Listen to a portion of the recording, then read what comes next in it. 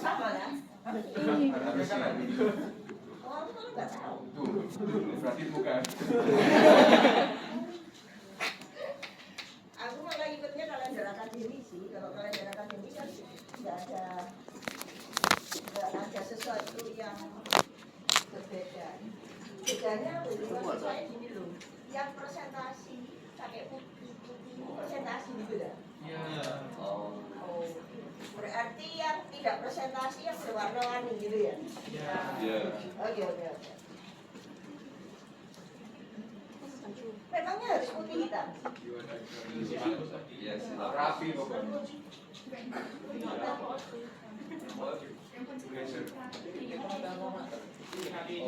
Hari ini kita bahas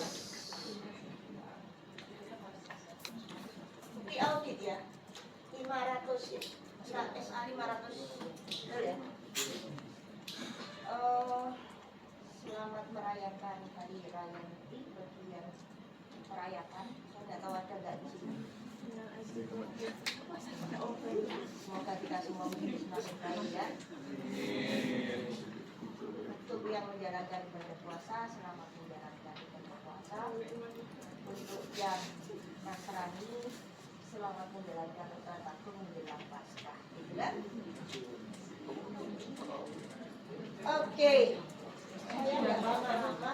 Sistem di kelas ini seperti apa? Saya juga pernah tahu. Ya, maksudnya metode dari kelas sebenarnya.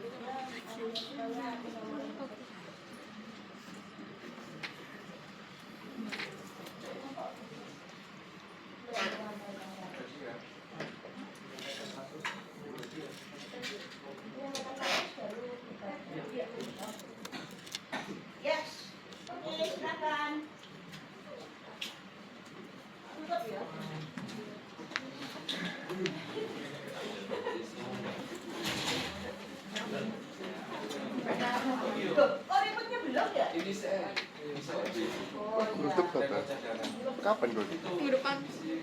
Kau sampai sampai 5 Mei.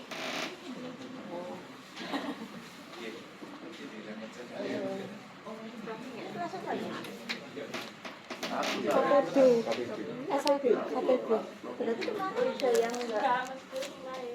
Pas kemarin ada SAK ya? Iya, ada jam 7. Kelas saya, Bu.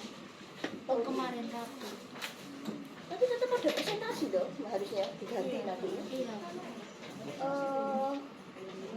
Saya nggak tahu sih nanti ada kelas pengganti atau di double. Tapi yang jelas nanti tanggal 28 ada ikut kuliah umum ya. 28 Juli. Terus kamu mau ikut sini apa? Saya takut kelas penggantinya kan gempuan, takut kalau bentrok. Oke.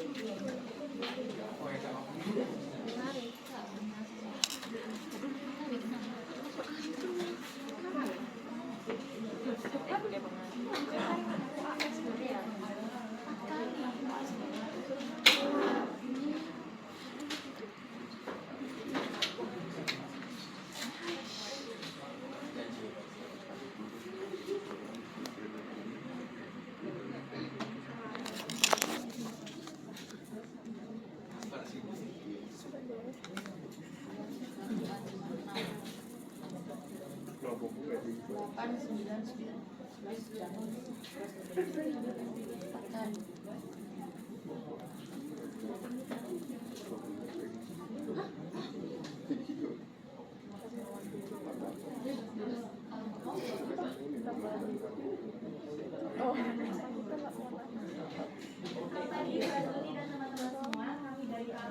berdasarkan akan mempresentasikan mengenai standar audit 500, 501, 505, dan 520. Ini nama kami ada saya sendiri Aurelia, dan Sia, Cynthia, dan Adesu. Nah, yang pertama ada standar audit 500. Di sini Raliku standar audit ini mengatur tentang bukti audit dalam suatu laporan keuangan berkaitan dengan tanggung jawab auditor untuk mendesain dan melaksanakan prosedur audit untuk memperoleh bukti yang cukup dan tepat sehingga menjadi basis opini auditor. SAI ini berlaku efektif pada tanggal 1 Januari 2022. Kemudian untuk ketentuan standar audit 500 ini mencakup bukti audit yang cukup tepat, informasi yang digunakan sebagai bukti audit, pemilihan unsur untuk pengujian dalam memperoleh bukti audit, dan ketidakkonsistenan atau keraguan atas ketidakkendalaan bukti audit. Kemudian pada bukti audit yang cukup dan tepat, auditor memperoleh sumber bukti dengan melaksanakan prosedur audit untuk menguji catatan akuntansi melalui analisis dan penerahan, pelaksanaan kembali prosedur yang digunakan dalam penyusunan laporan keuangan, rekonsiliasi jenis, dan aplikasi informasi yang berkaitan. Kemudian informasi yang diperoleh dari instrumen independen dari entitas juga dapat digunakan sebagai bukti audit berupa konfirmasi dari pihak ketiga, laporan analis, dan data pesaing yang dapat diperbandingkan. Kemudian berkaitan dengan prosedur memperoleh bukti audit, di sini auditor dapat melakukan inspeksi, observasi, konfirmasi eksternal, perhitungan ulang, pelaksanaan kembali, prosedur analitis, dan permintaan keterangan informasi. Informasi yang digunakan sebagai bukti audit yang pertama relevansi, mengatur tentang hubungan logis dengan tujuan prosedur audit dan jika relevan dengan asasi yang dipertimbangkan. Yang kedua adalah informasi yang digunakan sebagai bukti audit. Oleh karena itu, merupakan bukti audit itu sendiri dipengaruhi oleh sumber bukti tersebut dan sifatnya serta kondisi saat bukti tersebut diperoleh, termasuk pengendalian dalam penyusunan dan pemeliharaannya juga relevan. Yang ketiga, keandalan informasi yang dihasilkan oleh pakar manajemen. Entitas dapat mengangkat pakar sebagai karyawan atau membuat perikatan dengan pakar di bidang terkait untuk memperoleh keahlian yang dibutuhkan dalam penyusunan laporan keuangan. Yang keempat, kompetensi, kapabilitas, dan objektivitas pakar manajemen. Kompetensi berhubungan dengan sifat dan tingkat keahlian pakar manajemen tersebut. Kapabilitas berhubungan dengan kecakapan pakar manajemen untuk melaksanakan pekerjaan berhubungan dengan kecakapan pakar manajemen. Objektivitas berhubungan dengan dampak yang terjadi karena adanya keberpihakan, benturan kepentingan atau umat orang lain yang mungkin mempengaruhi pertimbangan bisnis atau profesional pakar tersebut. Yang kelima, pemahaman atas pekerjaan pakar manajemen yang karena pengevaluasian atas ketepatan pakar manajemen. Yang keenam, informasi yang dihasilkan entitas untuk ujian auditor. Pemilihan unsur untuk pengujian dalam pengenalan audit ada 3, yaitu memilih semua unsur, pemeriksaan 100%. Yang kedua, memilih unsur tertentu. Faktor yang mungkin relevan dalam pengambilan keputusan ini mencakup pemahaman auditor atas entitas, resiko yang telah ditentukan, atas kesalahan material, dan karakteristik populasi yang diuji. Yang ketiga, sampling audit. Sampling audit didesain agar auditor mampu untuk menarik kesimpulan tentang suatu keseluruhan populasi berdasarkan atas pengujian suatu sampel. Yang lalu, ketidakkonsistenan atau keraguan atas ketidakанdalan bukti audit. Permohonan bukti audit dari sumber atau sifat berbeda mengindikasikan ketidakанdalan suatu unsur bukti audit. Selanjutnya SA 501. Pelaku dari SA ini mengatur tentang pertimbangan spesifik oleh auditor dalam memperoleh bukti audit yang cukup dan yang tepat, relevan berkaitan dengan aspek tertentu atas kesediaan, mitigasi, dan klaim yang melibatkan entitas. Nah, efektif yang berlaku yaitu dimulai pada atau setelah tanggal 1 Januari 2022. Tujuannya yaitu untuk memperoleh bukti audit yang cukup dan tepat. Selanjutnya, ketentuan untuk persediaan, auditor harus memperoleh bukti audit yang cukup dan tepat tentang eksistensi dan kondisi persediaan dengan cara menghadiri perhitungan fisik persediaan dan melaksanakan prosedur audit atas catatan persediaan final. Selanjutnya, mitigasi dan klaim. Auditor harus mendesain dan melaksanakan prosedur audit untuk mengidentifikasi mitigasi dan klaim yang melibatkan entitas yang dapat menimbulkan suatu risiko kesalahan kinerja material. Selanjutnya, informasi segmen. Auditor harus memperoleh bukti audit yang cukup dan tepat tentang penyajian dan pengungkapan informasi segmen sesuai dengan kerangka laporan keuangan. Selanjutnya, materi penerapan dan penjelasan lain untuk persediaan. Yang pertama yaitu menghadiri perhitungan fisik persediaan.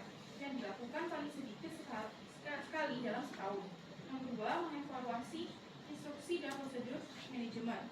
Selanjutnya, mengobservasi pelaksanaan prosedur perhitungan yang dibuat oleh manajemen, menginspeksi persediaan, menguji perhitungan fisik dengan menelusuri barang yang dipilih dari catatan perhitungan manajemen ke fisik persediaan, dan menelusuri barang yang dipilih dari fisik persediaan ke catatan perhitungan manajemen. Selanjutnya, penghitungan fisik persediaan yang dilaksanakan pada suatu tanggal selain tanggal tahun keuangan. Selanjutnya, kehadiran pada perhitungan fisik persediaan adalah tidak praktis. Hal ini mungkin disebabkan oleh faktor-faktor tertentu seperti sifat dan lokasi persediaan dalam beberapa kondisi. Selanjutnya, mitigasi dan klaim. Yang pertama yaitu menelaah akun beban legal. Auditor dapat melihat dan memeriksa dokumen sumber yang terkait, seperti faktur untuk beban legal sebagai bagian penelaah auditor atas akun beban legal. Yang kedua, komunikasi dengan penasihat hukum eksternal entitas. Selanjutnya, informasi segmen, tanggung jawab auditor tentang penyajian dan pengungkapan informasi segmen berkaitan dengan laporan keuangan secara keseluruhan. Selanjutnya adalah SA 505 yang mengatur mengenai bagaimana prosedur konfirmasi eksternal yang dilakukan oleh auditor dalam mendapatkan bukti audit berdasarkan SA 330 juga dan SA 500. Prosedur konfirmasi eksternal untuk memperoleh bukti audit pada SA 500 diindikasikan jika keandalan bukti audit ini dipengaruhi oleh sumber dan sifatnya dan tergantung pada bagaimana kondisi individual yang dari situ bukti itu diperoleh. Yang pertama, bukti itu dikatakan lebih andal jika didapatkan dari sumber independen di luar entitas. Yang kedua, bukti audit yang diperoleh secara langsung oleh auditor itu dinilai lebih andal daripada bukti audit yang diperoleh secara tidak langsung atau melalui penarikan kesimpulan. Yang ketiga adalah bukti audit lebih andal dalam bentuk format dokumen. Selain itu, SA lain itu juga membahas mengenai pentingnya konfirmasi eksternal sebagai bukti audit, yaitu SA 330, 240, dan 500. Selanjutnya, ketentuan. Prosedur konfirmasi eksternal ada 4 tahap, yaitu menentukan informasi yang dikonfirmasi atau diminta. Yang kedua adalah memilih pihak yang tepat untuk dikonfirmasi. Yang ketiga, mendesain permintaan konfirmasi. Dan yang keempat adalah mengirimkan permintaan. Selanjutnya, jika terjadi penolakan dalam pengiriman konfirmasi dari pihak manajemen oleh auditor, maka harus meminta keterangan alasan manajemen itu menolak dan mencari bukti audit mengenai validitas dan memadai mengenai alasan itu. Selanjutnya, evaluasi implikasi penolakan manajemen atas penilaian auditor pada resiko salah saji material yang relevan. Dan yang terakhir adalah melaksanakan prosedur audit alternatif dalam mendapatkan bukti audit yang relevan dan juga andal. Selanjutnya adalah hasil prosedur konfirmasi eksternal. Yang pertama, keandalan respon terhadap permintaan konfirmasi. Jadi saat auditor ragu atas keandalan respon itu, maka auditor harus mendapatkan bukti audit selanjutnya. Lalu, jika auditor mengira jika permintaan konfirmasi itu tidak bisa diandalkan, maka auditor harus mengevaluasi implikasi dari penilaian risiko salah satu material yang relevan. Jika tanpa respon, maka auditor memerlukan prosedur audit alternatif. Dan yang ketiga adalah penggunaan respon terhadap konfirmasi positif. Diperlukan dalam memperoleh bukti audit yang cukup dan tepat. Saat auditor sudah menentukan jika respon pada permintaan konfirmasi positif dibutuhkan dalam mendapatkan bukti audit yang cukup dan layak, maka prosedur audit alternatif akan menyediakan bukti audit yang dibutuhkan oleh auditor. Selanjutnya adalah penyimpangan. Penyimpangan ini membahas mengenai apakah terdapat indikasi adanya salah saji atau tidak. Lalu konfirmasi negatif. Bukti audit yang kurang meyakinkan jika dibandingkan dengan konfirmasi positif. Auditor tidak boleh menggunakan permintaan konfirmasi negatif sebagai prosedur dari audit substantif tunggal dalam suatu resiko yang ditentukan salah saji pada tingkat asersi. Dan yang terakhir adalah evaluasi bukti yang diperoleh mengenai apakah hasil prosedur konfirmasi eksternal adalah bukti audit relevan dan andal atau membutuhkan bukti audit lanjutan. Selanjutnya mengenai SA 530. SA ini mengatur tanggung jawab audit dalam mendesain dan melakukan prosedur audit terkait dengan sampling. Gunanya yaitu untuk memperoleh bukti audit yang tepat dan dapat digunakan sebagai alat pengambilan keputusan. SA ini berlaku mulai dan pada tanggal 1 Januari 2022. Ketentuan dari SA ini ada 4. Yang pertama, desain dan pemilihan unsur-unsur untuk diuji. Audit harus mempertimbangkan tujuan prosedur audit dan karakteristik formulasi yang menjadi sumber satu sampel pelaksanaan prosedur audit. Yang kedua, sifat dan penyebab atau penyimpangan kesalahan. Auditor harus melaksanakan prosedur audit yang tepat untuk tujuan yang hendak dicapai atas Yang ketiga, pemproyeksian kesalahan penyajian. Auditor harus mengidentifikasi penyebab penyimpangan dan menilai dampak terhadap prosedur audit. Yang keempat, pengevaluasian hasil sampling audit. Auditor harus mengevaluasi hasil sampling dan apakah sampling tersebut dapat digunakan dalam pengambilan keputusan. Lalu selanjutnya, materi dan tindakan lainnya. Terdapat yang pertama, definisi. Dalam definisi terdapat resiko non-sampling yang mencakup penggunaan prosedur audit yang tidak tepat, interpretasi yang salah terhadap bukti audit, dan kegagalan untuk mengungkap salah saji. Yang kedua, unit sampling. Unit sampling ini dapat berupa unsur-unsur fisik, unit moneter, dan atau unit moneter. Yang ketiga, kesalahan penyajian dapat diterima. Ketika mendesain suatu sampel, auditor menentukan kesalahan penyajian yang dapat diterima yang ditunjukkan ke resiko. Lalu materi lainnya yaitu desain, ukuran, dan pemilihan unsur-unsur sampel yang dapat diuji. Yang pertama, desain sampel. Sampling audit memungkinkan auditor untuk memperoleh dan mengevaluasi bukti audit tentang beberapa karakteristik unsur-unsur yang dipilih untuk membantu dalam menarik kesimpulan. Yang kedua, ukuran sampel. Tingkat resiko sampel yang auditor bersedia untuk menerimanya berdampak terhadap ukuran sampel yang akan ditentukan. Makin kecil resiko yang auditor bersedia untuk menerima, maka ukuran sampelnya akan semakin besar. Lalu yang berikutnya, pemilihan unsur untuk diuji. Dengan sampling statistik, unsur-unsur dipilih dengan suatu cara yang setiap unit samplingnya memiliki probabilitas yang diketahui untuk dipilih. Lalu materi ketiga yaitu pelaksanaan prosedur audit. Yang keempat, sifat dan penyebab penyimpangan dan kesalahan penyajian. Dalam menganalisis penyimpangan dan kesalahan, auditor dapat memutuskan untuk mengidentifikasi semua unsur yang memiliki karakteristik sama dalam suatu populasi dan memperluas prosedur audit ke unsur-unsur tersebut. Lalu yang kelima, pemproyeksian kesalahan penyajian. Auditor diharuskan untuk memproyeksikan kesalahan penyajian untuk suatu populasi untuk mendapatkan pemahaman yang menyeluruh. Lalu yang terakhir yaitu pengevaluasian hasil sampling. Proses evaluasi ini penting karena tingkat penyimpangan sangat tinggi dan tidak diharapkan dapat meningkatkan resiko kesalahan penyajian material yang telah ditentukan.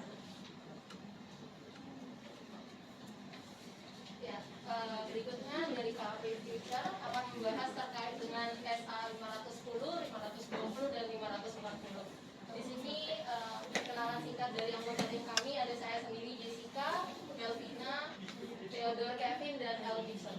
Yang pertama kami akan membahas terkait dengan SA 510. SA 510 sendiri berkaitan dengan tanggung jawab auditor yang mengatur atas peringkatan pertama dan melihat dari saldo awal dari perusahaan. Nah, di sini auditor sendiri dalam SA 510 memiliki tujuan di mana di awal saldo awal mengandung jika saldo awal mengandung kesalahan penyajian yang berdampak material terhadap laporan keuangan periode ini akan dilihat lebih lanjut oleh auditor, dan juga jika kebijakan akuntansi yang tepat dan tercermin dalam saldo awal telah diterapkan secara konsisten dalam laporan keuangan periode ini atau perubahannya telah dicatat dengan tepat serta disajikan dan diungkapkan secara memadai berdasarkan kerangka laporan keuangan yang berlaku. Nah, ini tujuannya, tapi saya mau membahas sedikit terkait dengan ketentuan dan keputusan akhir yang nantinya diambil oleh auditor.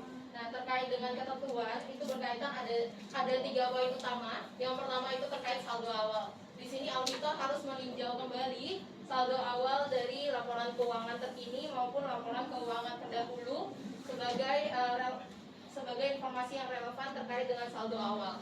Nah, kemudian selain itu jika auditor merasa adanya kejanggalan atau bukti audit yang kurang cukup, maka auditor juga bisa mencari bukti-bukti lain di mana melihat saldo awal apakah telah mencerminkan kebijakan dari akuntansi dengan tepat atau belum. Selain itu juga bisa menelaah dari kertas kerja pendahulunya atau kertas kerja auditor sebelumnya sehingga dapat meyakinkan auditor.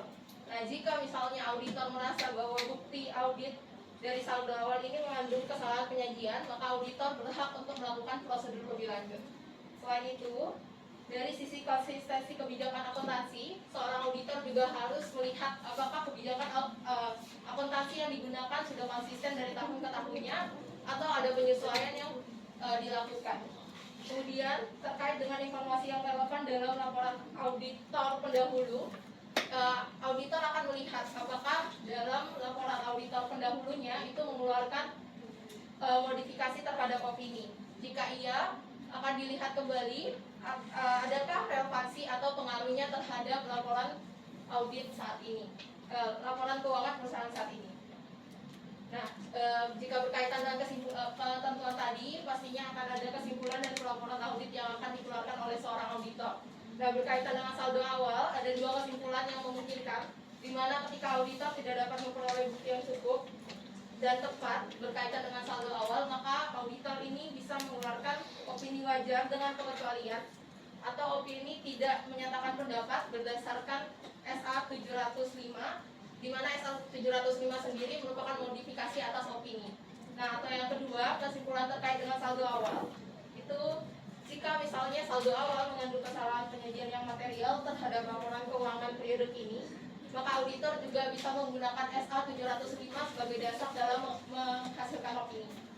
Nah, berkaitan dengan kebijakan akuntansi, auditor juga melihat apakah perusahaan sudah melakukan dan mengikuti kebijakan akuntansinya konsisten dari setiap periodenya, dan apakah perubahan atas kebijakan akuntansi ini sudah dicatat dengan tepat atau belum. Dan terkait dengan modifikasi terhadap opini laporan audit keuangan sebelumnya, auditor akan melihat opininya apakah masih relevan dan berelasi dengan kondisi keuangan dari perusahaan saat ini. Berikutnya masuk ke SA 520 berisi tentang prosedur analitis. SA 520 ini mengatur tentang penggunaan prosedur analitis oleh auditor sebagai pengujian substantif dan mengatur tanggung jawab auditor untuk melaksanakan prosedur analitis pada tahap akhir audit yang akan membantu auditor pada waktu merumuskan suatu kesimpulan keseluruhan atas keuangan. Tujuan dari auditor dalam SA 520 ini yaitu ada dua. Yang pertama, memperoleh bukti audit yang relevan dan adil ketika menggunakan prosedur analitis substantif dan mendesain dan melaksanakan prosedur analitis yang membantu auditor merumuskan kesimpulan. Prosedur analitis ini mengevaluasi informasi keuangan melalui analisis hubungan antara data keuangan dan non-keuangan, serta investigasi hubungan teridentifikasi yang tidak konsisten dengan informasi yang relevan. SA 520 ini juga memiliki ketentuan. Ada 3 hal. Yang pertama, dalam prosedur analitis substantif, auditor harus memperhitungkan resiko kesalahan penyajian material yang ditentukan dengan pengujian rinci. Yang kedua, auditor harus mengevaluasi keandalan data yang akan digunakan sebagai dasar untuk mengembangkan ekspektasi. Yang ketiga, mengembangkan ekspektasi atas angka yang tercatat dan mengevaluasi apakah ekspektasi tersebut cukup akurat untuk mengidentifikasi kesalahan penyajian. Dan yang keempat, jika menentukan angka tersebut ada perbedaan yang signifikan dalam yang tercatat dan nilai yang diekspektasikan, maka harus investigasi lebih lanjut untuk mengecek kebenarannya. Terus yang kedua, mengatur dalam membentuk kesimpulan. Nah, prosedur analitis ini membentuk kesimpulan untuk auditor apakah laporan keuangan yang telah disajikan itu konsisten atau tidak. Nah, berikutnya juga kalau tidak konsisten, maka auditor harus melakukan 2 hal. Yang pertama, meminta keterangan kepada manajemen dan memperoleh bukti audit yang tepat dan relevan dengan respon manajemen. Dan yang kedua, melaksanakan prosedur audit lainnya yang diperlukan sesuai dengan kondisi. Ya oke, selanjutnya kita akan bahas tentang SK 540. Dimana saudara diri mengatur tentang tanggung jawab auditor atas estimasi akuntansi dan pengungkapan terkait dalam suatu audit atas laporan keuangan. SK ini juga mencakup tentang ketentuan dan panduan tentang pengevaluasian atas kesalahan penyajian pada estimasi akuntansi, indikator dan kemungkinan bias manajemen. Tujuan dari auditor ini adalah untuk memperoleh bukti yang cukup dan tepat tentang apakah estimasi akuntansi dan pengungkapan terkait dalam laporan keuangan adalah wajar dalam konteks rangkaian laporan keuangan yang berlaku. Dan SK ini berlaku setelah tanggal 1 Januari 2022. SA ini mengharuskan suatu penilaian risiko inherent terpisah untuk tujuan penilaian risiko kesalahan penyajian material pada tingkat asersi untuk estimasi akuntansi. Nah, SA ini mengacu pada ketentuan yang relevan dalam SA 315 dan SA 330, serta juga memberikan panduan terkait untuk menekan pentingnya keputusan auditor tentang pengendalian yang berkaitan dengan estimasi akuntansi. SA ini juga mengharuskan suatu penilaian risiko pengendalian terpisah ketika menilai risiko kesalahan penyajian material pada tingkat asersi untuk estimasi akuntansi. Oke, berikutnya saya kembali membahas tentang ketentuan di mana prosedur penilaian risiko dan aktivitas terkait, di mana auditor harus menelaah hasil estimasi akuntansi sebelumnya dan jika relevan itu bisa membantu mengidentifikasi untuk menilai risiko kesalahan penyajian material pada periode ini. Pada poin berikutnya adalah auditor harus mempertimbangkan karakteristik estimasi akuntansi dalam menentukan sifat dan luasan penelaahan. Berikutnya pengidentifikasian dan penilaian risiko kesalahan penyajian material, di mana dalam pengidentifikasian dan penilaian risiko kesalahan penyajian yang material terkait dengan suatu estimasi akuntansi dan pengungkapan terkait pada tingkat asersi, auditor harus menilai risiko inheren dan risiko pengendalian secara terpisah. Auditor harus mempertimbangkan beberapa hal, seperti tingkat ketergantungan estimasi akuntansi pada ketidakpastian estimasi, serta tingkat keterpengaruhan hal oleh kompleksitas subjektivitas pada faktor inheren lainnya. Berikutnya adalah respon terhadap risiko kesalahan penyajian material yang telah dinilai. Pada prosedur audit lanjutan yang dilaksanakan oleh auditor harus responsif terhadap risiko. Prosedur audit lanjutan yang dilaksanakan oleh auditor harus mencakup satu atau lebih pendekatan. Salah satunya adalah memperoleh bukti audit dari peristiwa yang terjadi hingga tanggal laporan auditor. Yang kedua adalah menguji bagaimana manajemen membuat estimasi akuntansi. Dan yang ketiga adalah mengembangkan suatu estimasi poin atau rentang poin auditor. Nah, untuk representasi tertulis ini auditor harus meminta penyajian tertulis dari manajemen dan jika relevan kepada pihak yang bertanggung jawab atas tata kelola tentang apakah metode asumsi signifikan dan data yang digunakan ini dalam membuat estimasi akuntansi dan pengungkapan terkait sudah tepat untuk mencapai pengakuan, pengukuran atau pengungkapan yang sesuai dengan kerangka pelaporan keuangan yang berlaku. Dan untuk metodenya ini prosedur audit lanjutan ini dilaksanakan oleh auditor yang harus mencakup apakah metode ini yang dipilih sudah tepat dalam konteks kerangka pelaporan keuangan yang berlaku dan jika relevan perubahan dari metode yang digunakan dari periode lalu sudah tepat. Kemudian apakah pertimbangan yang digunakan dalam memilih metode yang menimbulkan indikator kemungkinan bias manajemen. Kemudian apakah perhitungan diterapkan berdasarkan metode dan akurat secara matematis.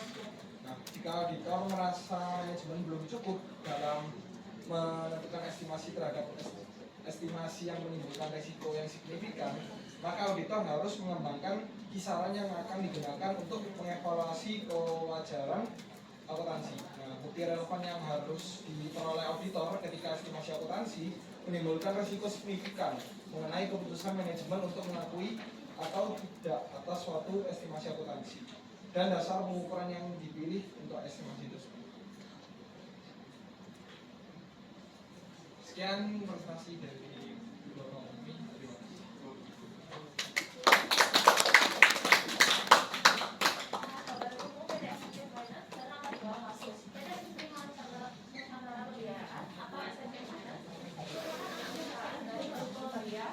yang merupakan perusahaan retail yang menjual produk keamanan rumah tangga.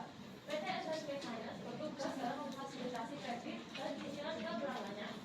Saat itu, pendanaan dilakukan dengan pinjaman bank melalui joint financing, di mana beberapa bank bergabung untuk memberikan pinjaman dan secara langsung dari suatu bank ke PT SSB Finance. Namun, dengan bisnis dengan Columbia yang semakin menurun, hal ini berdampak pada padatnya pembayaran kredit PT SSB Finance ke para bank dan jenis berikutnya atau non-performing loan. Salah satunya ke Bank Mandiri sebesar 1,2 triliun.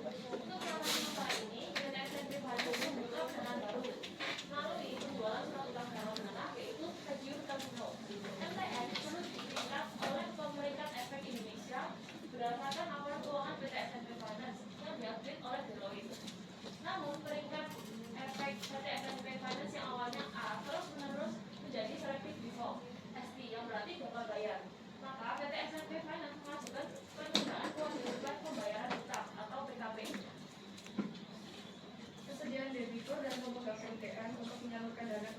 SNP Finance dikarenakan pembayaran dari SNP Finance lancar dan analisis kesehatan keuangannya baik-baik saja. Namun, selanjutnya terungkap bahwa terjadi pemalsuan data dan manipulasi laporan keuangan yang dilakukan oleh SNP Finance. Manipulasi ini terjadi pada pembuatan piutang fiktif dan penjualan fiktif sehingga atas dasar piutang itu SNP Finance menjaminkannya kepada kreditor dengan alasan di kemudian hari piutang tertagih tersebut akan digunakan untuk membayar kreditor. Deloitte sebagai auditor yang memeriksa laporan keuangan SNP Finance gagal mendeteksi adanya kekurangan sehingga memberikan opini wajar tanpa pengecualian pada hasil audit laporan keuangan.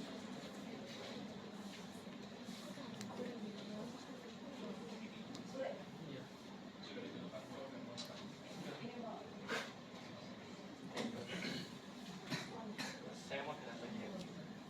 Oh gitu. Iya. Jadi ada opening statement dulu ya? Iya, iya saya. Iya. Silakan. Iya, silakan. Good morning, lecturer and friends. We are from Future Accounting Public. Want to introduce our team. First, there is me as Melvina as a partner, Jessica Francisca as a manager, Theodore Kevin as a supervisor, and Al Gibson as a senior. Today, we're going to debate, and we're gonna be productive. Good morning, fellow lecturers, members of the option team, and the audience. We are from public accountant firm Aurelia Priscilla and Partners, and we are presenting as a contra team. Please let me introduce our team. I'm Aurelia as a partner, Yelza as a manager, Alicia as a supervisor, Cynthia as a senior, and Adelia as a junior. Today's debate motion is audit evidence and audit procedure on PT SNP Finance.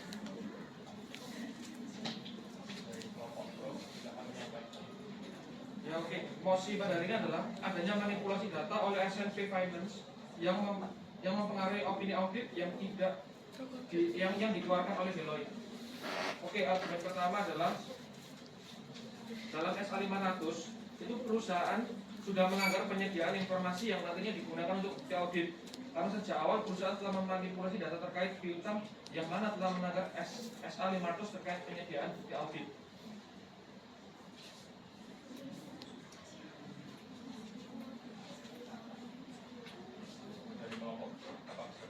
Ya, sekian dari kelompok. Baik, terima kasih kami dari tim Kontra menanggapi argumen dari tim Pro.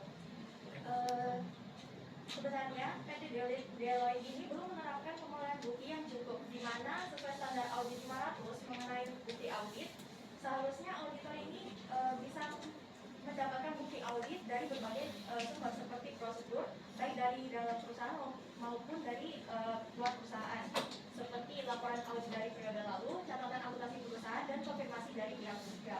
Namun dalam hal ini, KP Deloitte tidak melaksanakan sepenuhnya terkait pencarian bukti audit yang cukup dan tepat, sehingga dan juga Deloitte ini tidak melakukan pengujian terhadap perusahaan SNP Finance sampai pada dokumen dasar.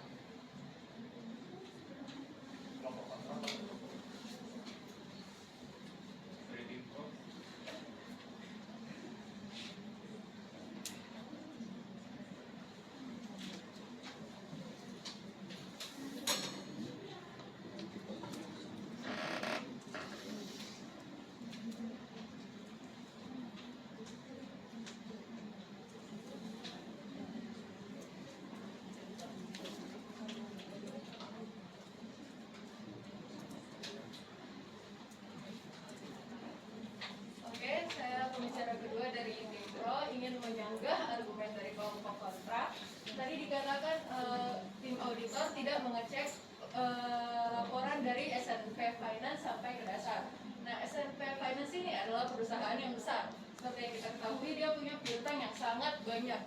Untuk auditor sendiri pasti menggunakan metode sampling untuk mengecek apakah SNP Finance ini sudah melakukan membuat laporan keuangannya dengan baik. Nah, oleh karena itu mereka menggunakan sampling. Seperti yang tadi sendiri kelompok kontra mengatakan di SA 530 dibilang sampling yang digunakan memiliki probabilitas yang tinggi. Sedangkan di sini kalau informasi tersebut adalah fiktif, maka mereka memiliki probabilitas yang rendah. Otomatis seperti itu. Maka dari itu perusahaan auditor menggunakan sampling yang bisa saja mereka mendapat memang sampel tersebut adalah nyata bukan fiktif. Bagaimana mereka bisa mengecek itu fiktif atau tidak? Terus masuk ke argumen kedua, itu OJK sudah mengindikasi dari 2012 hingga 2016. Tapi KAP sebelumnya yang sebelum Deloitte itu tidak dapat mengidentifikasi adanya kejanggalan pada laporan keuangan maupun saldo awal sesuai dengan SH50.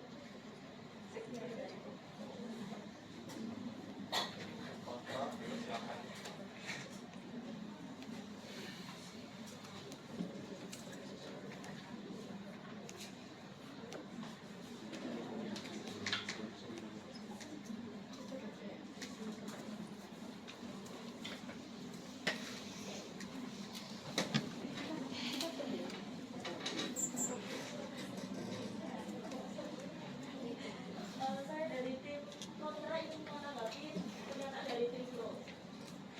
Menurut SA 530 paragraf 7 dan 8 serta paragraf A10 berdasarkan standar audit 530 di mana auditor harus memilih unsur-unsur yang akan menjadi sampel sedemikian rupa sehingga setiap unit sampling dalam populasi memiliki suatu peluang yang sama untuk dipilih. Semakin kecil resiko yang bisa diterima auditor, maka semakin besar ukuran sampel yang diperlukan. Dalam pernyataan ini, saat pengambilan sampel dilakukan, seharusnya pengambilan sampel piutang fiktif berpeluang besar untuk terambil sehingga KAP Deloitte harusnya dapat mendeteksi adanya fraud dan melaporkan adanya fraud tersebut kepada pihak manajemen.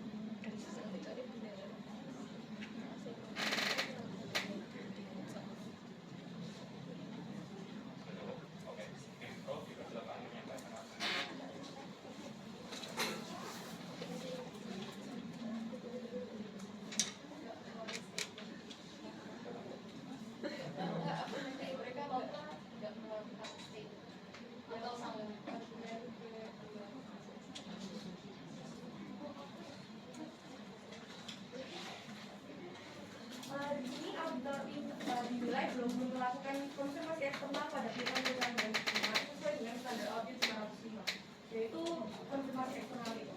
Di mana juga dikatakan pada SA 500 jika bukti audit dinilai janggal jika didapatkan dari sumber luar entitas. Di mana seharusnya konfirmasi piutang kepada pihak yang bersangkutan dibutuhkan dengan penggunaan sampel pada konfirmasi piutang. Dalam penggunaan konfirmasi eksternal, seharusnya KAP itu bisa mendeteksi jika terdapat piutang fiktif. Namun pada kenyataannya KAP gagal mendeteksi hal tersebut.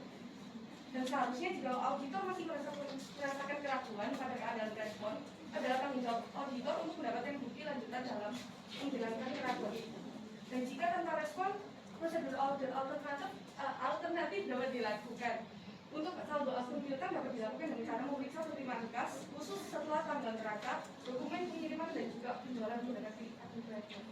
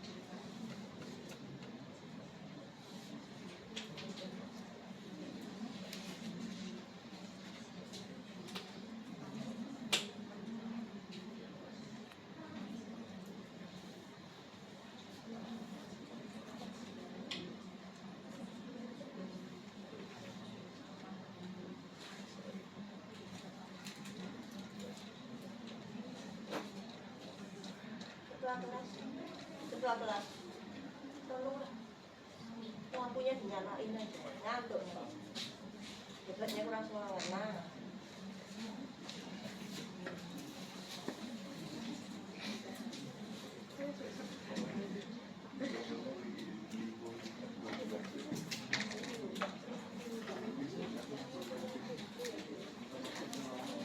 Ya,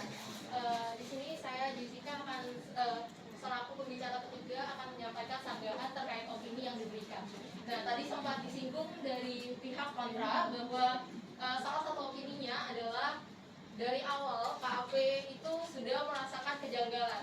Namun pada faktanya hingga dikeluarkannya opini wajar tanpa pengecualian ini belum ada kata ataupun berita dan sumber yang kami dapatkan yang menyatakan bahwa sejak awal KAP itu sudah merasa adanya kejanggalan. Hal ini bisa menjadi asumsi bagi kelompok bahwa ternyata KAP itu sudah merasakan kejanggalan, padahal pada dasarnya itu tidak. Lalu berkaitan dengan konfirmasi eksternal, kami mendapatkan fakta bahwa kami mendapatkan sumber bahwa KAP ini sudah mengaudit SNP Finance sejak tahun 2016. Jadi ini bukan tahun pertama perikatannya. Otomatis karena sudah merupakan perikatan tahun selanjutnya, prosedur yang dilakukan kemungkinan akan mirip dari sisi auditor. Sehingga ketika konfirmasi eksternal juga bisa dikatakan bahwa dari sampel-sampel yang besar gitu. Jadi kan kalau tadi dilihat dari SA 530 itu berkaitan dengan tentang sampling audit, itu kan berkaitan dengan sampling audit. Nah itu kan pasti dipilih berdasarkan yang andal. Otomatis sebenarnya kemungkinan untuk terpilihnya sampling yang fiktif itu kecil karena anggapannya di sini perusahaan akan memprioritaskan sampling yang kemungkinan besar digunakan oleh auditor itu yang ada, artinya yang jumlahnya besar yang kemungkinan tidak mungkin dibuat fiktif oleh perusahaan. Lalu opini dari kami sendiri, argumen kami sendiri.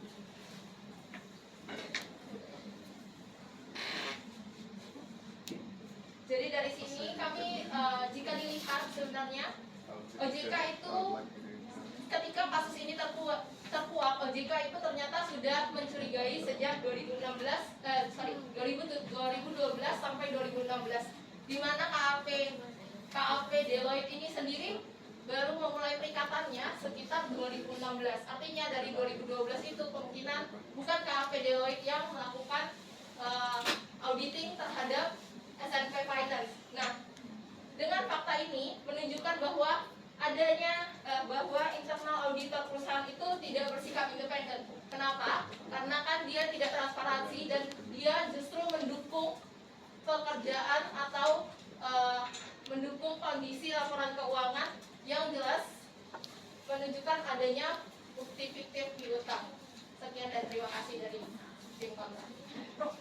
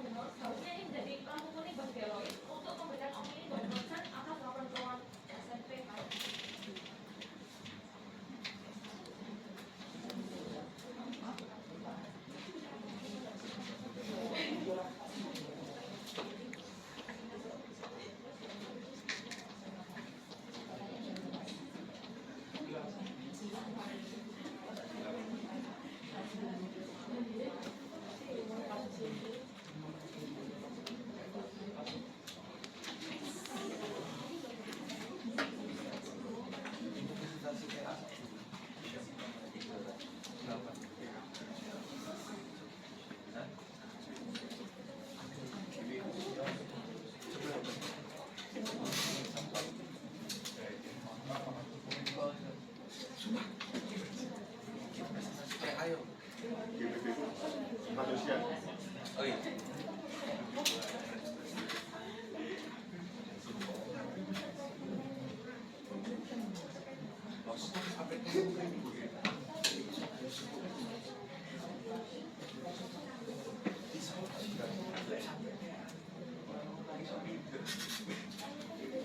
Mini kiss ya. Weekly mini kiss ya. Auman ba? Iya, normal. Kami ingin bertanya, Bukankah seharusnya sebagai auditor terkait sampel melakukan pengujian terhadap sampel itu dari semua sampel? Maksudnya yang mau memiliki resiko maupun tidak memiliki resiko seharusnya semuanya diuji agar auditor itu tahu hasilnya secara menyeluruh. Apa enggak?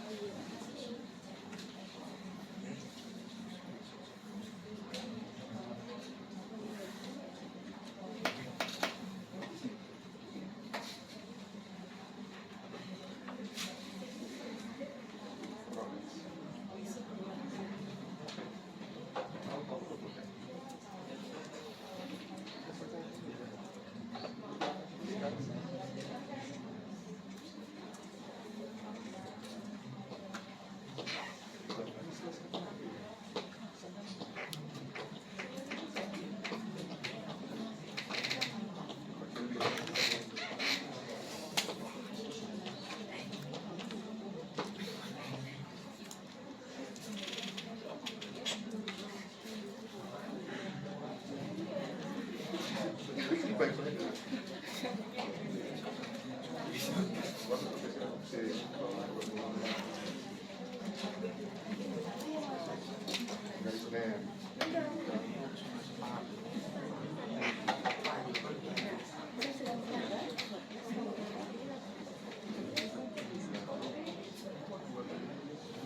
kelompok Kelompok 3 sama 4. 3 sama Kasusnya Hanson. Iya.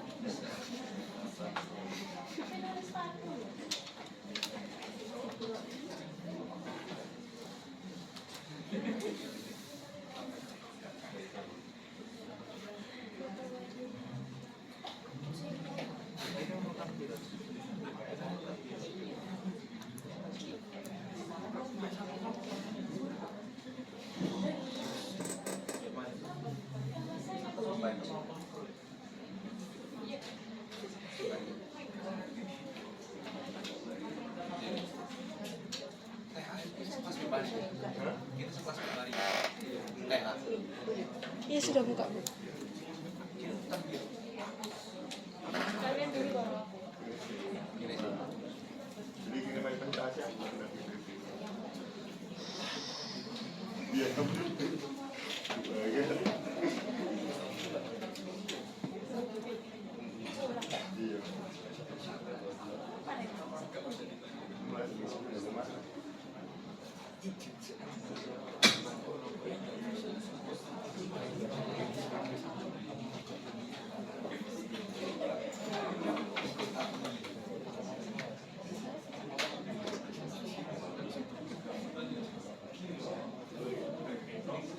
Ya, oke, saya akan menjawab. Di mana tadi kan sudah dikatakan bahwa kenapa kok bank masih memberikan dana, ya kan? Itu karena laporan keuangan yang dibuat oleh SNP Finance ini secara objektif itu masih bagus. Memang laporan auditor itu berpengaruh, tapi kita akan lihat lagi kalau bank asing pasti mereka ujung-ujungnya lihat ke laporan keuangan. Oke, jadi karena laporan keuangannya itu dibuat secara bagus dalam tanda fiktif, makanya dana itu masih muncul, kasih dikasih. Oke? Ayo.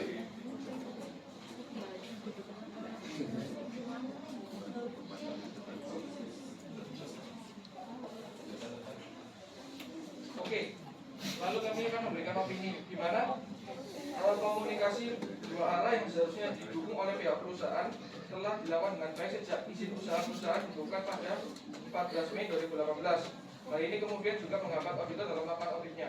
Jadi menurut kasusnya ini tanggal 14 Mei 2018 itu pihak perusahaan sudah tidak bisa dihubungi, sedangkan seharusnya dari Januari harusnya sampai dengan bulan Juli sampai Agustus itu harusnya masih bisa mendapatkan bukti audit, tapi perusahaan sudah tidak bisa dihubungi, jadi tidak ada komunikasi dua arah sudah. Oke, dari Ibu.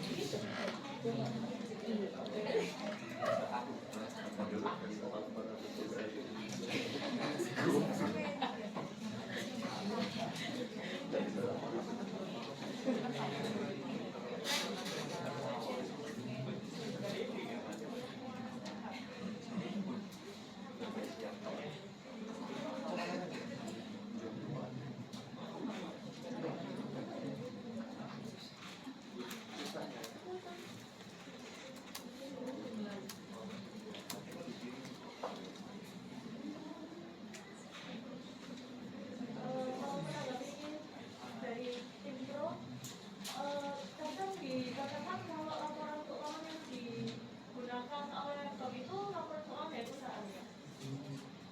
Menurut kelompok kami laporan keuangan yang harusnya dipertimbangkan oleh bank itu adalah laporan keuangan dari audit atau laporan keuangan audit itu. Soalnya kalau nggak kayak gitu, apa fungsinya audit di untuk bank juga. Terus kalau mengenai opini,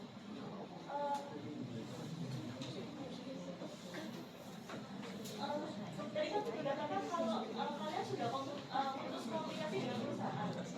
Lalu dalam menentukan hasil opininya, kenapa kalian tetap menggunakan WTP? Kenapa tidak menggunakan wajar dengan paragraf tambahan atau tidak wajar atau yang lainnya?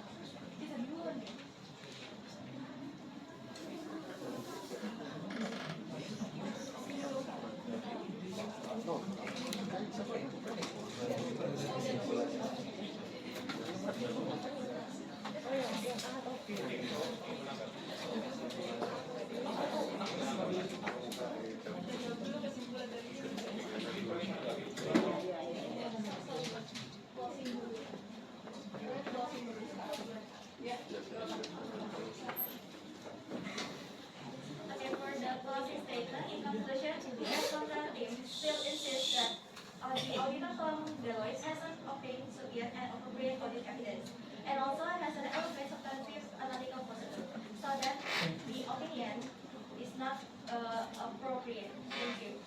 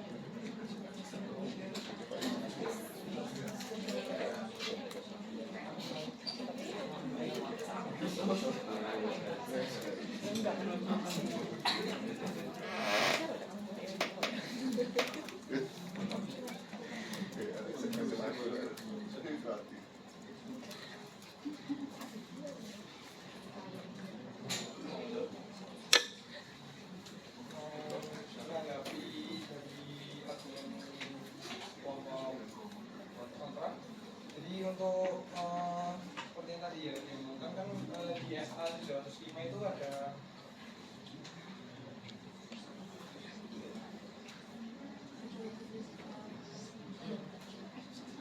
jika kondisi bukti audit itu kurang,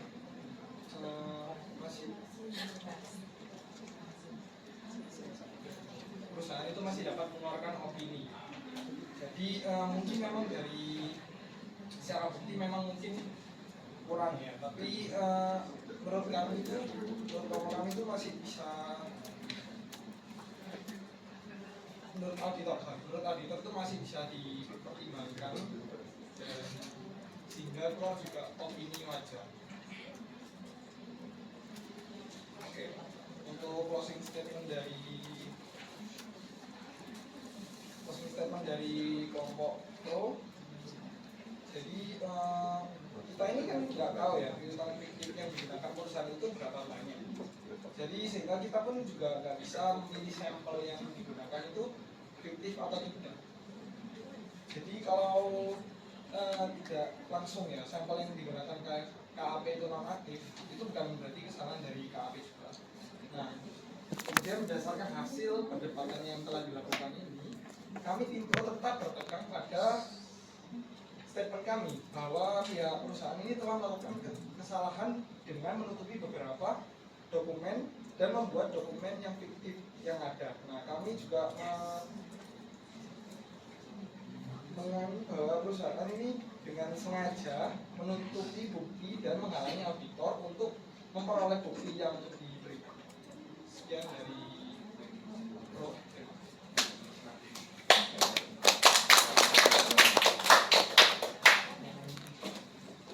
Oke, gimana?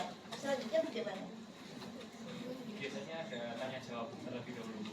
Sebelum Debatnya sudah selesai, setelah itu ada tanya jawab. tanya jawabnya ke kelompok ya? Iya, ke kedua kelompok bisa. Oke, baik. Kelas yang ikut kelas ini dari kelas A. Kelas apa? Kelas A ya kemarin? Kelas A. Bukan Bu. Kok kelas D. Bu? Kelas D. Berapa orang? 2 aja. Berarti PLKA kemarin nggak ada juga ya? Nggak ada. Oh iya ya pasti nggak ada ya. Diganti kapan ya? Belum ada juga Bu. Ada. Tuh nggak jadi. Yang hari ini nggak jadi. Buri Santi. Iya harusnya berikan. Oke, lanjut dulu pertanyaan.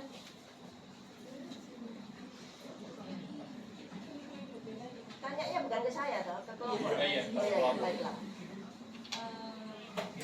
Saya mau tanya jadi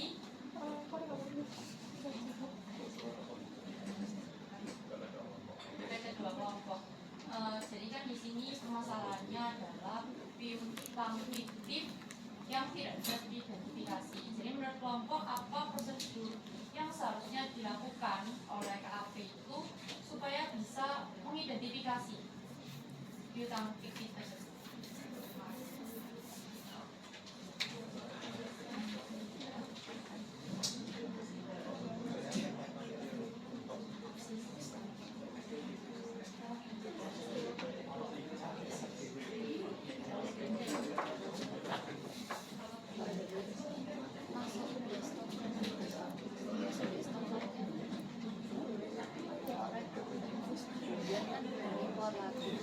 Pasti. Tapi itu masih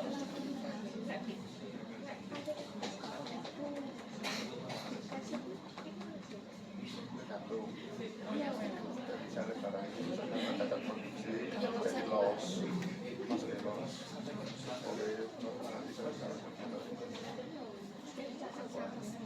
jangan mau KP. Dia bisa butuh stok partai.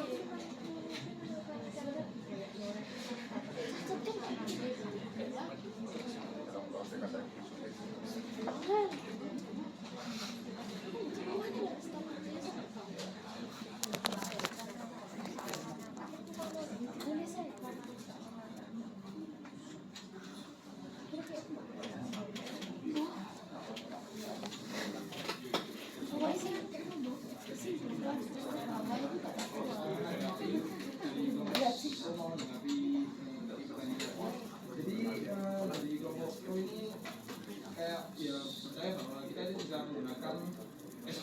substantif test of claim. Nah, ya, nah, seperti tes audit ini bisa didapatkan dalam konfirmasi eksternal. COD itu penting didapatkan dari pihak eksternal, jadi harus konfirmasi ulang ke pihak eksternal. Dan manajemen juga harus bekerja sama untuk membantu auditor menanggapi pertanyaan dari auditor sehingga dapat mengeluarkan opini yang benar, tidak fiktif.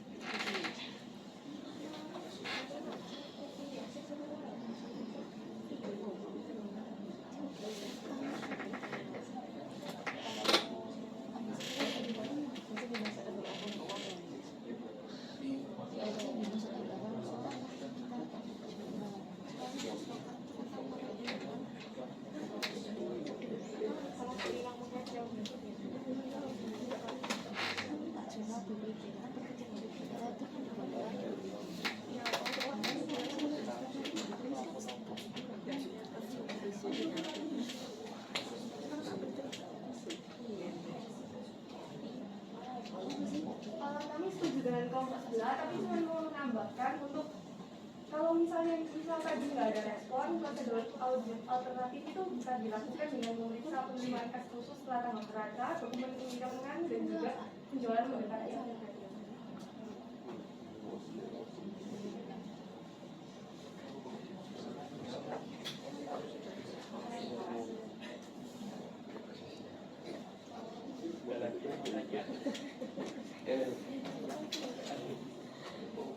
Saya bertanya untuk kedua tim. Perusahaan SMP ini adalah perusahaan financing yang memang pasti memiliki piutang yang sangat besar. Jadi apakah perusahaan auditor menggunakan teknik sampling untuk menganalisa adanya fraud? Dan berarti jika iya berarti ada kemungkinan yang sangat besar fraud ini tidak bisa dideteksi. Jadi bukti audit apa yang dibutuhkan atau mungkin teknik alternatif yang bisa meminimalisir resiko fraud ini?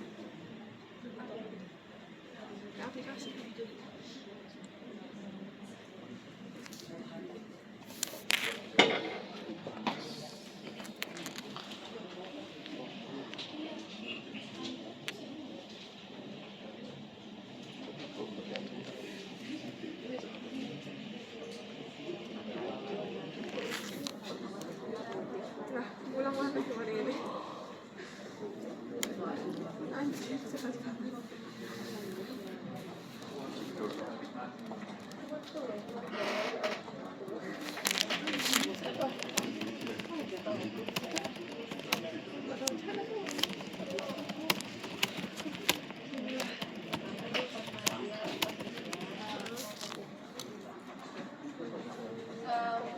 dari kelompok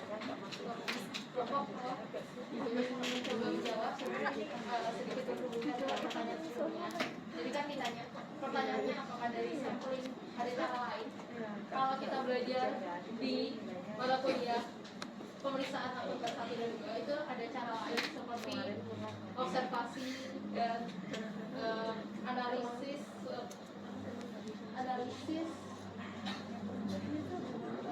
substantif yang tadi di dalam SAD juga udah ada dan analisis substantif yang bisa dilakukan. Jadi ada beberapa alternatif lain. Tapi memang untuk perusahaan yang besar itu umumnya dilakukan. Dari tim kontra ini menambahkan ini kalau perusahaan semakin besar harusnya juga memiliki semakin besar. Terus terkait dengan perolehan bukti lain atau suatu sudah saya jelaskan dari materi SAL bahwa sedang mengintensi observasi konfirmasi eksternal, perhitungan ulang pelaksanaan kembali prosedur dan kebutuhan data informasi.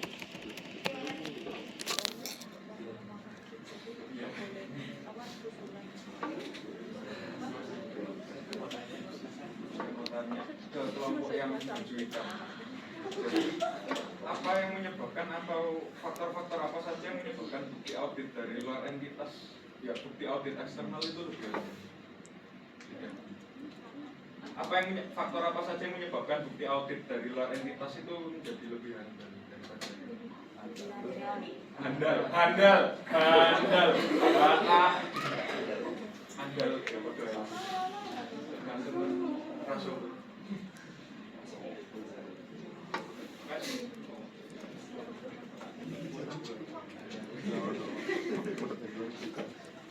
Lihat data diri.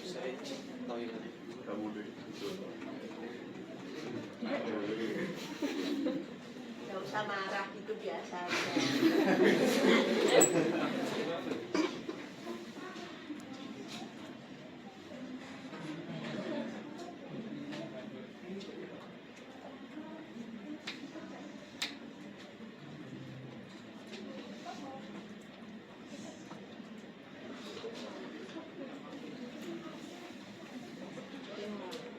Saya mau jawab pertanyaannya ya. Jadi sebenarnya kan pihak eksternal itu berhubungan dengan perusahaan kan. Nah kalau perusahaan yang minjam uang ke pihak eksternal, otomatis pihak eksternal itu kan harus diminta keterangan. Kalau betul nggak perusahaan ini minjam nggak sih perusahaan dari mereka, uang dari mereka. Oh, oke. Ya oke. Mungkin itu buat kelompok sana, tapi dari kelompok kita akan menambahkan.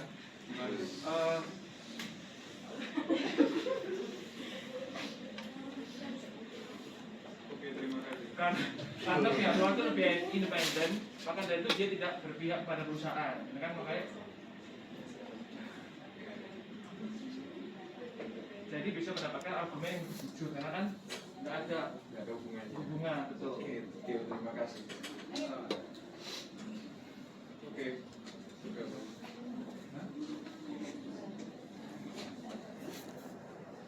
Apa ada pertanyaan lain? Enggak.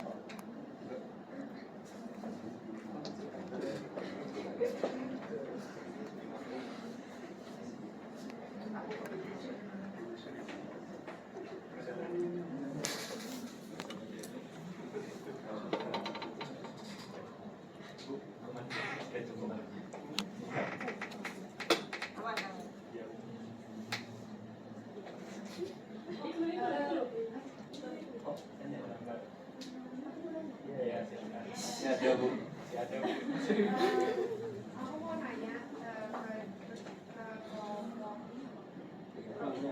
ini kan bilangnya kalau opininya itu bisa dipertimbangkan gitu kan. yang WTP tadi, yang masalah WTP tadi, yang dia nggak yang ngerespon terkait opininya bisa ngasih opini lain, kenapa harus WTP dari tim kontrak?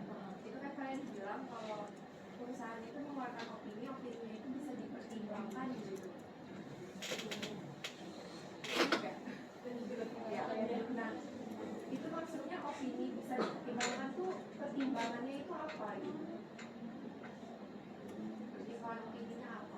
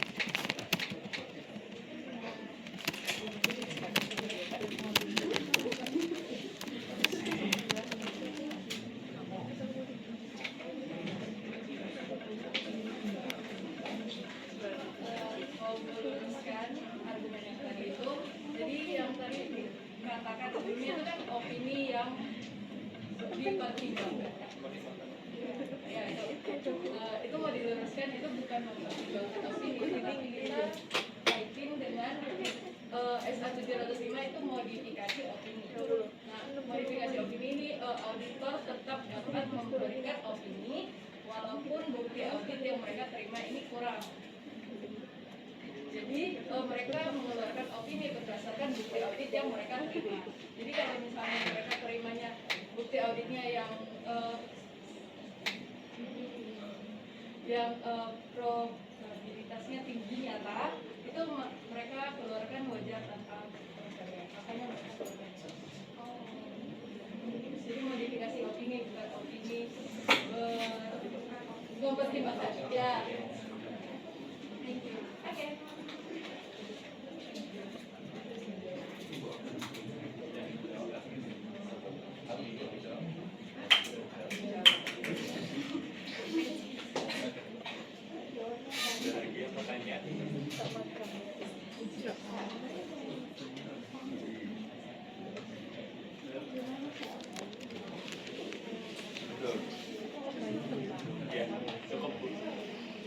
Oke, terima kasih.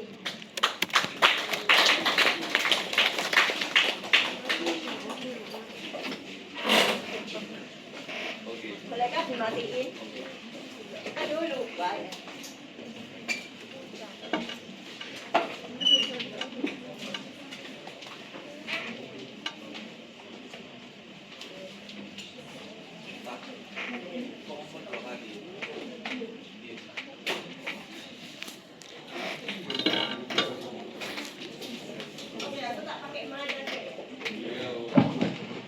Selamat pagi. Terima kasih. Ya, ngempet ya namanya. Terima kasih kelompok yang sudah melakukan aktivitas di depan. Saya apresiasi Anda cukup lumayan memahami, cukup bagus ya memahami SA-nya. Saya perlu ingatkan untuk kelompok lainnya. Jadi Anda itu kan SA itu mulai dari minggu kedua ya, betul ya? Sampai ke 7 atau ke 6? 7 benar? 8, nanti setelah UTS baru Anda topik-topik ya. Ada topik lepas ya. Nah, Anda perhatikan itu ya tadi. Di setiap SA itu ada kaitannya dengan SA yang lain. Sehingga kalau Anda membahas SA 500, kepala 5 kan berarti tentang bukti audit ya. Nah, itu ada hubungannya dengan SA sebelumnya. Berarti dengan presentasi yang sebelumnya itu Anda harus paham ya. Dan Anda harus menyebutkan. Tapi untuk presentasi, untuk SA yang berikutnya, Anda tidak wajib menjawab. Paham maksud saya? Jadi kalau Anda sampai ke di 500 bukti audit, maka Anda mengaitkannya kalau ada di dalam SA-nya itu kan ada hubungannya ya dengan SA sebelumnya dan SA sesudahnya, bahkan merujuk ke sesudahnya. Yang sesudahnya Anda tidak wajib. Tadi seperti contohnya pertanyaan untuk SA 705 modifikasi opini. Itu boleh dijawab, boleh enggak. Ya. Makanya tadi saya bilang saya apresiasi sama kelompok. Nah, kalau Anda, tapi kalau pertanyaan itu menyangkut tentang 340-nya, maka Anda harus mampu menjelaskan itu. Kenapa? Ya karena topik itu sudah dibahas. Tapi untuk yang 705-nya, modifikasi opini tadi contohnya, itu dalam Anda menjawab, Anda boleh jawab, boleh tidak. Kalau Anda tidak menjawab, maka Anda akan mengatakan bahwa kita akan membahas di kapan. Gitu kan? Cara menjawabnya gitu. Jadi nggak langsung ngomong, oh itu nggak masuk materi minggu ini gitu. Enggak, karena semua SA berhubungan sebenarnya. Ya, cara menjawabnya adalah itu akan kita bahas di minggu ke berapa. Dan jangan lupa ketua kelas harus mencatat untuk pertanyaan itu dan dibahas di minggu topik pembahasan. Itu butuhnya kelas debat ya. Kenapa? Karena ada sangkut, ada runutannya sampai dengan akhir. Sehingga Anda diharapkan lulus dari seminar, kelas seminar ini, Anda punya paling enggak pemahaman tentang SA secara utuh. Paham ya? Cara belajar mengajar cara belajar di kelas seminar ini. Kalau Anda lihat silabinya itu seperti itu. Ya. Itu aja yang mau saya garis bawahi, sehingga Anda bisa optimal mendapatkan pemahaman tentang audit keuangan selama di SAK ini selama 1 semester. Kalau enggak, Anda lepas. Apa ini? Tiap minggu Anda hanya berpikir bahwa topiknya minggu itu aja, padahal enggak. Itu sambung menyambung gitu ya. Ada runutannya. Itu yang ingin saya sampaikan satu. Yang kedua, terkait dengan kasus SMP, minggu ini 500 kembali lagi bukti audit ya. Masih ingat nggak tahapan audit itu mulai dari apa? 5 kan? Mulai dari apa? Awal sendiri kalau kita mau melakukan financial audit, apa yang kita lakukan? Melakukan apa dulu? Perikatan ya. Hati-hati. Perikatan ini perlu dilakukan untuk kita sama-sama merumuskan apa? Ruang lingkup kan antara klien dengan auditor, dengan kantor akuntan, dengan kantor akuntan publiknya. Setelah perikatan apa? Halo? Waduh, audit 1, 2 kemana ini? Apa yang Anda lakukan dengan arens Anda? Arensnya punya nggak? Punya? Dibuka e-booknya. Masih ada nggak? Apa sudah dilego? Padahal Pak Pujo tuh setahu saya mengharuskan loh ya, arens itu punya ya. Apa tahapan audit? Perikatan perencanaan. Merencanakan apa ya sebenarnya? Merencanakan ini tadi loh, prosedur audit ya. Hari ini kita bahas bagaimana kita mengumpulkan bukti-bukti audit, itu kan prosedur audit kan itu. Ya, jangan lupa itu. Tahapan ketiga baru Anda field work gitu kan. Baru Anda turun lapangan membuktikan, mencari bukti. Jangan ditulis, dibuka aja bukunya.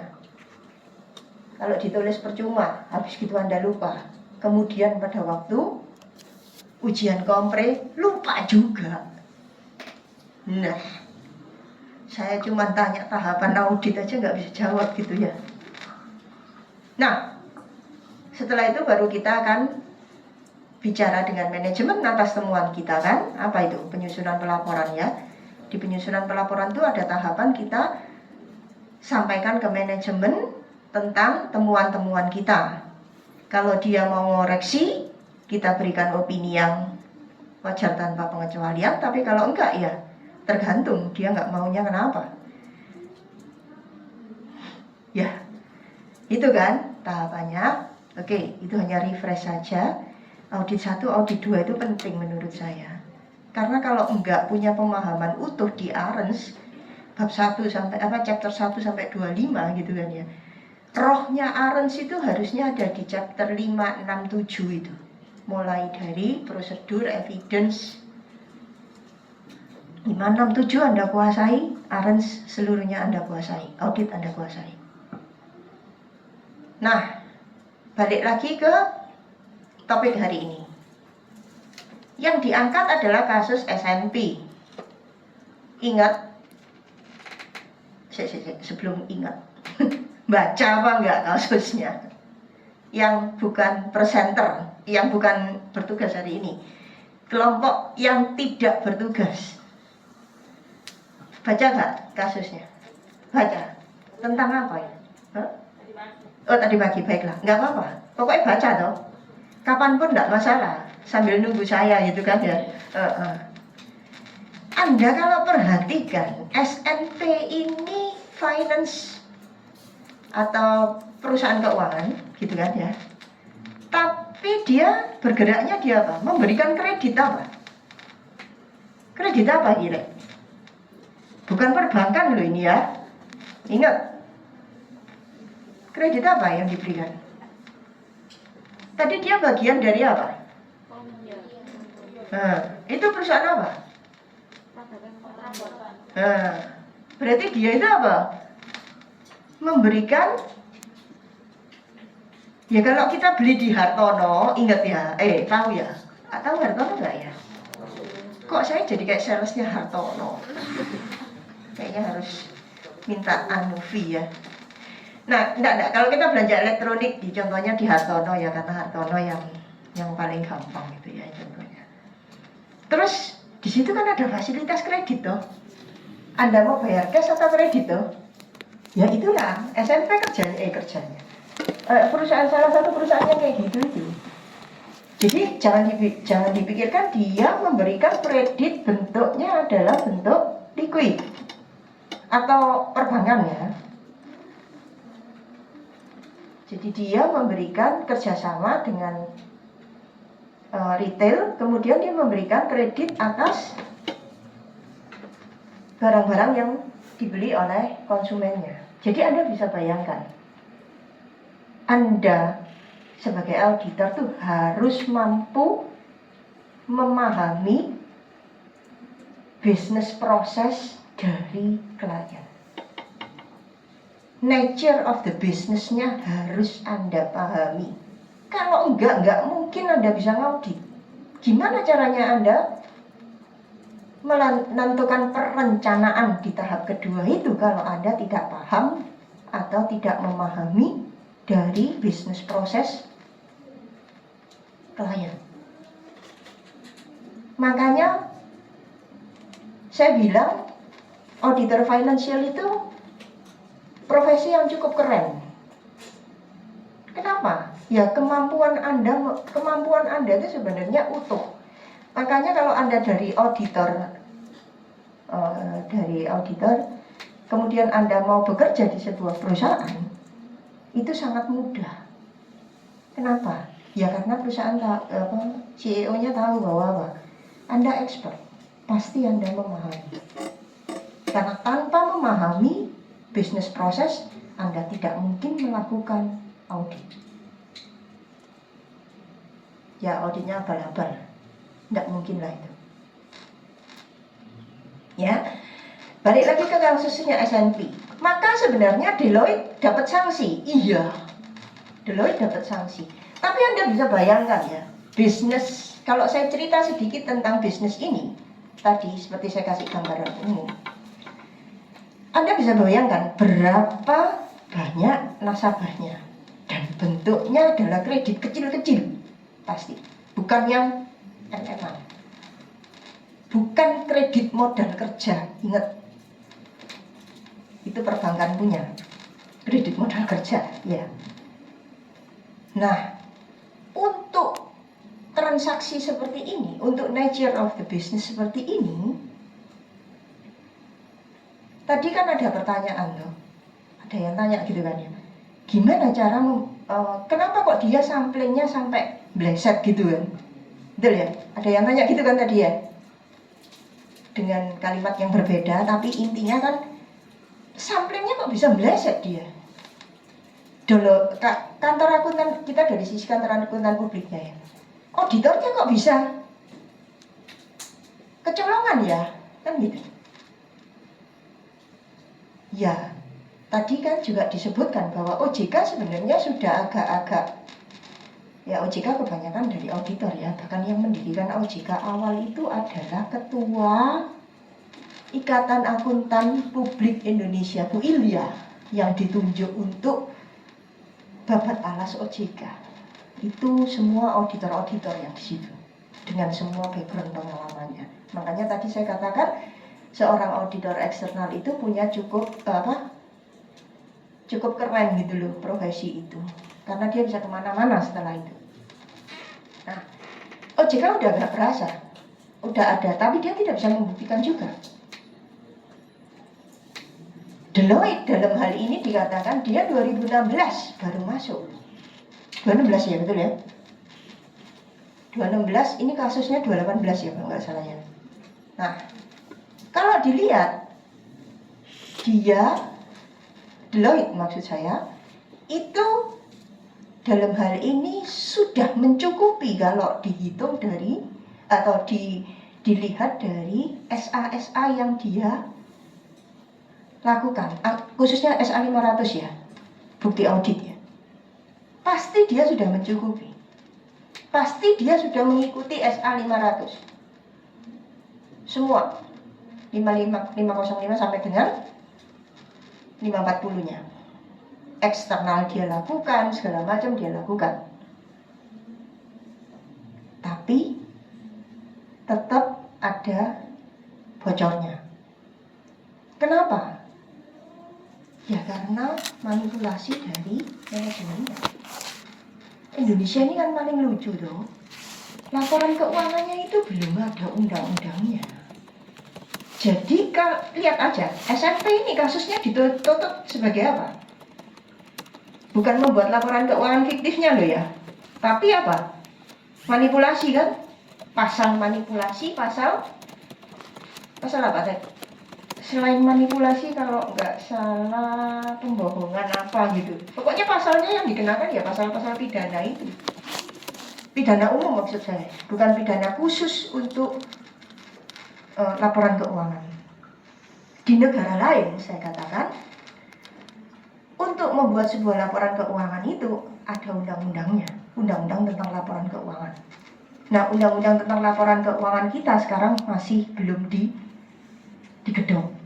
Sudah ada draftnya, tapi DPR-nya masih sibuk, gitu ya. Jadi belum digedong. Yang ada malah justru undang-undang akuntan publiknya. Ingat undang-undang nomor? Halo, seminar akuntansi kok. Wah, audit keuangan. Undang-undang akuntan publik. Woi, browsing ngetrek. Ya apa tuh ya undang-undang nomor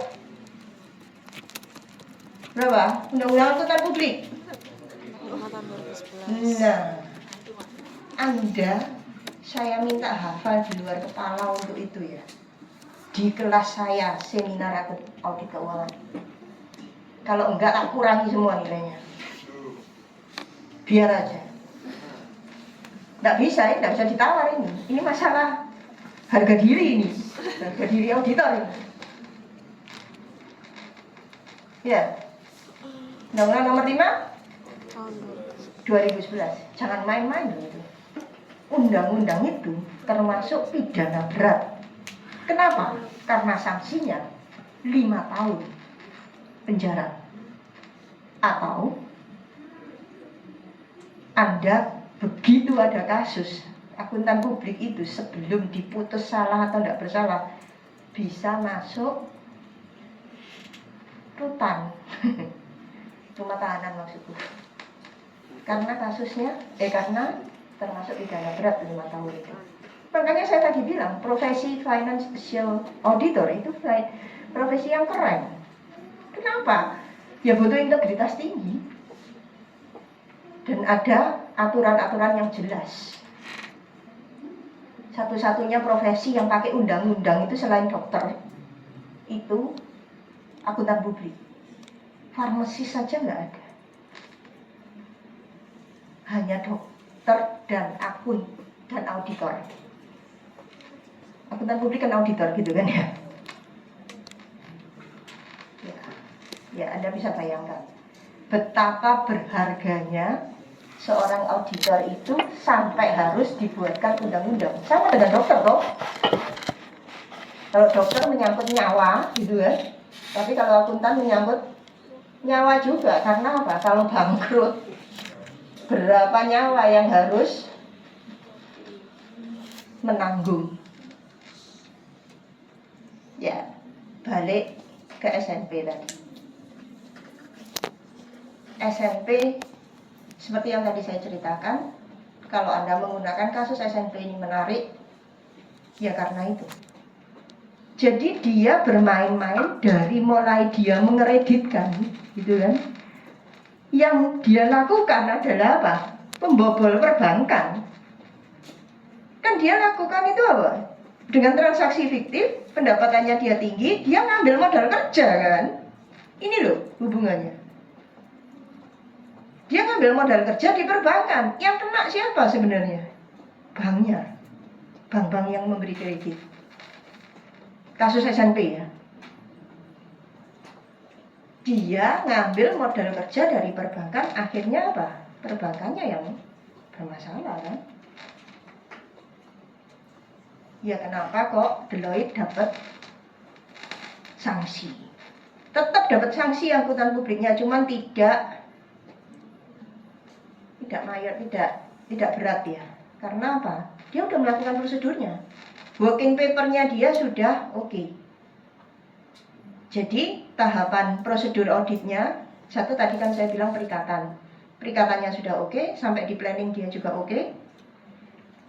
Sampai di field dia juga masih oke karena berdasarkan prosedur planningnya, ya kan? Tapi ketika dia penyusunan report di tahap keempat, dia sedikit bermasalah. Makanya dia kena sanksi. Ini kan penyusunan report itu kita harus bicara dengan manajemen, temuan kita seperti ini, kita minta apa, sesuaikan dengan standar gitu kan. Kemudian baru kita membangun opininya. Kalau dia mau mengganti ya opininya wajar tanpa pengecualian. Tapi kalau dia tidak mau ya kita lihat sampai di mana kita bisa memberikan opini. Itu kan tahapannya. Jadi bukti audit 5 SA 500 ini kuncinya. Kalau enggak, Deloitte itu pasti kena apa? Hukuman penjara. Si ininya, apa namanya? Si partnernya. Kenapa? Ya karena ada undang-undang itu. Kalau Anda lihat dia hanya sanksi administrasi. Berarti apa? Tidak bersalah itu sebenarnya, hanya sanksi administrasi. Sekali lagi nggak saya bilang kalau dia dinyatakan bersalah maka dia sudah dipidana. Kita punya Undang-Undang Nomor 5 Tahun 2011 itu. Jadi kalau dibilang salah, Deloitte, ya tergantung definisi salahnya. Tapi SA 500-nya dia beres semua. Bukti auditnya dia ada semua. Lah masalah bukti auditnya ini fiktif, nah itu kan yang jadi masalah. Dia mengumpulkan, dia melakukan prosedur audit. Tapi ternyata bukti yang dikumpulkan itu adalah bukti yang dibuat oleh manajemen secara fiktif. Yang dipidanakan kan manajemennya SNP. Kalau kita balik ke kasus yang dibawa kelas ini ya, tergantung Anda baca itu di kalau Anda ikuti kasus SNP seperti itu. Oke? Sampai di sini ada pertanyaan? Kok duyung sekali sih kelas ini? Kenapa tuh? Oh ngantuk, belum sarapan ya? Belum puasa kok sarapan? Toleransi toh dengan yang puasa. Maksudnya ikut-ikut nggak sarapan gitu loh. Betul ya? Padahal di depannya toleransi, di belakangnya tetap aja makan terus gitu ya. Tidak mampu mengendalikan hawa nafsu. Oke, aku minta tolong kelas D. Kelas apa? D.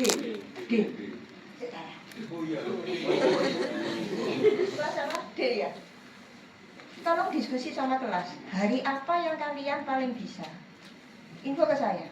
Supaya kelas penggantinya bisa optimal. Tolong ya. Ketua kelasnya siapa? Gilbert. Pendeta itu ya. Oke. Tolong ya. Info ke saya ya. Kamu punya nomorku toh? Saya minta ketua kelasnya dulu. Ketua kelasnya aja. Lewat Bu Risanti aja. Oke. Terus ada pertanyaan nggak ini tentang hari ini? Nah, perlu saya umumkan tanggal 28 hari Selasa jam 15.30 Anda wajib ikut kuliah umum.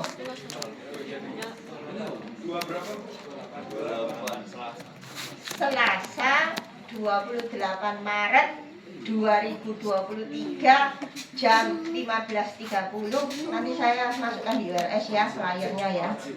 Wajib online. Online ya. Kelas apa? Tak tanyain.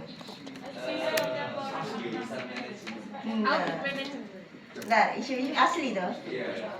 Oh, kelas asli ya saya haruskan kok. Sebentar lagi kan ada pengumuman dari Bu Diana.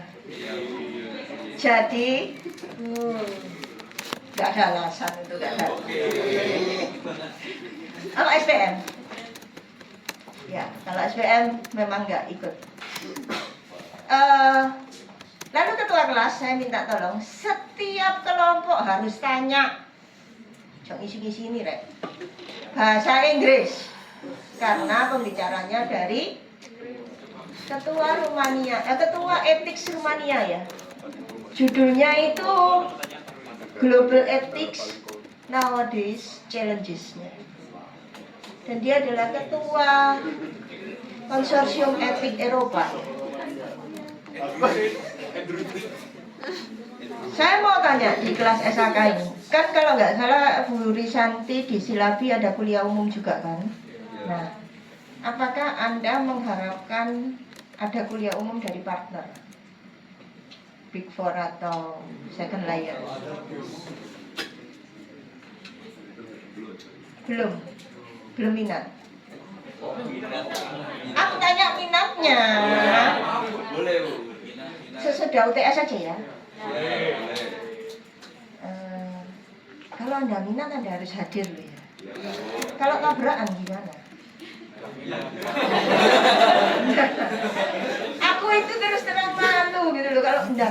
partner, kemudian Anda alasannya itu nggak datang karena tumburan, Bu. Lah itu kan kuliah umum kan, jadwal aslinya bukan itu. Duh, mukaku itu loh mau tak taruh di pantat yang mana gitu. Sudah datangkan gitu kan, sudah minta waktunya mereka datang ke sini, mahasiswanya orang enek. Itu terus terang yang menjadi beban buat aku. Kalau harus menanggung, ya saya jadinya nggak enak karena dia sacrifice jam itu sudah sangat berterima kasih di kita itu. Tapi ya kenyataannya kadang-kadang mahasiswa enggak. Ya saya tahu gitu loh dilema Anda gitu ya. Makanya saya juga masih diskusi sama Kak Jur gimana sebaiknya. Tapi Anda minat ya? Baiklah, saya akan coba arrange itu. Dan nanti kalau hari Sabtu katanya, kok Sabtu loh Bu libur. Disuruh kuliah, suruh mikir. Ya, oke lah. Nanti coba saya arrange. Tapi Anda masih minat dengan dunia ini ya, maksudnya informasi ini ya. Oke, itu. Jadi jangan lupa 28 Maret. Nanti teknisnya, masalah presensi segala macam akan diumumkan di URS. Saya serahkan ke PJMK nanti. Cuman saya tadi malam dipesenin Bu Risanti untuk menyampaikan di kelas. Karena kan Selasa depan ya. Oke? Sudah nggak ada pertanyaan lagi? Iya, nanti diumumkan sama Bu Risanti. Kenapa? Sudah ada planning yang lain? Apa kelompokmu yang presentasi? Enggak juga. Baiklah. Oke, terima kasih. Selamat pagi. Sampai ketemu di kuliah online.